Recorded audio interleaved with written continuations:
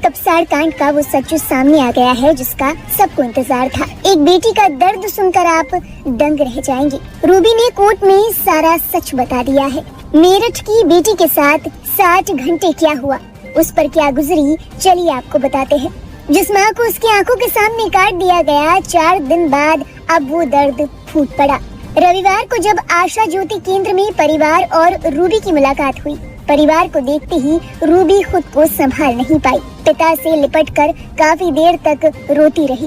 पिता ने कांपती हुई आवाज में बस एक ही सवाल पूछा, मेरी बच्ची, तुझे तो कोई नुकसान नहीं पहुंचाया? इस पर रूबी ने कहा कि पापा, मैं कितनी अभागी हूँ कि अपनी माँ का आखिरी बार चेहरा तक नहीं देख पाई। कोर्ट में बयान दर्ज कराने के बाद पुलिस रूबी को आशा ज्योति केंद्र लाई। इस मौके पर सीओ सरधना आशुतोष कुमार खुद रूबी के पिता सतेंद्र, भाई नरसी, शिवम और चचेरी बहन सर्वेश को उससे मिलाने पहुंची। इस दौरान पिता, भाई और बहन सबकी आंखें नम थी। आइए आपको बताते हैं कि परिजनों से रूबी ने बात करते हुए इस घटना के बारे में क्या कुछ बताया। रूबी ने कहा, मैं अपनी दोनों सहेलियों के साथ गन्ना छिलने पिता के पास जा रही थी और मेरी माँ सुनीता भी पीछे पीछे आ रही थी। तभी रजवाहे के पास गन्ने के खेत से पारस अचानक निकल कर आया। उसके हाथ में फरसा था। मेरी सहेलियां डरकर भाग गई। पारस ने मेरा हाथ पकड़ लिया और मुझे जबरन खींचने लगा। मेरी माँ सुनीता ने विरोध किया तो पारस ने गुस्से में फरसे से उन पर वार कर दिया। मैं हाथ जोड़कर उसे रोकती रही, उसके आगे गिड़गिड़ाती रही, लेकिन वो नहीं रुका। माँ जमीन पर गिर पड़ी और उसके बाद मुझे घसीटते हुए पारस गन्ने के खेत में ले गया। रूबी ने आगे कहा, मैं किसी तरह छूटकर रजवाहे में गिरी, लेकिन पारस भी कूद पड़ा। उसने तमंचा दिखाकर धमकी दी और कहा कि जैसे तेरी माँ को मारा है वैसे ही तेरे पिता और भाई को भी मार दूंगा। डर के मारे मेरी आवाज तो गले में ही अटक गई। करीब 1.5 घंटे तक वो ठेके के पीछे गन्ने के खेत में उसने मुझे बिठाए रखा।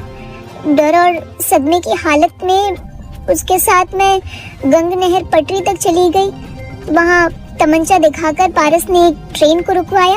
अब पहले मुझे खतौली और फिर दिल्ली ले गया। वो चादर में तमंचा छिपाकर मुझे बार बार दिखाता रहा, इसलिए मैं ट्रेन या रास्ते में शोर नहीं मचा सकी। फिर वो मुझे दिल्ली से वापस ट्रेन के जरिए खतौली ले आया। यहाँ से वो मुझे हरिद्वार ले जाने का प्लान बना रहा था। मैंने घर पर बात करने की जिद की तो पारस ने एक परिचित से फोन लेकर किसी डॉक्टर से बात करवाई। इस दौरान पुलिस तक सूचना पहुंची और हम दोनों पकड़े गए। इस मामले को लेकर रूबी ने बताया कि अधिकतर समय पारस उसे रेलवे स्टेशनों पर ही लेकर घूमता रहा। वहीं रूबी के भाई नरसी का कहना है कि रूबी ने कोर्ट में बिना डरे पूरी सच्चाई बताई।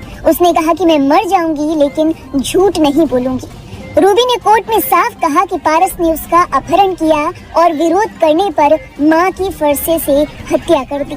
इसके बाद तमंचे के बल पर उसे बंधक बना कर रखा। रूबी ने पुलिस और कोर्ट को ये भी बताया कि घटना के समय पारस अकेला था, उसके पास फरसा और तमंचा भी था। वहीं दूसरी ओर बताया जा रहा है कि सीओ आशुतोष कुमार ने जब उससे पूछा कि हत्या कैसे की गई, तो रूबी ने कागज पर फरसे का चित्र बना कर दिखाया।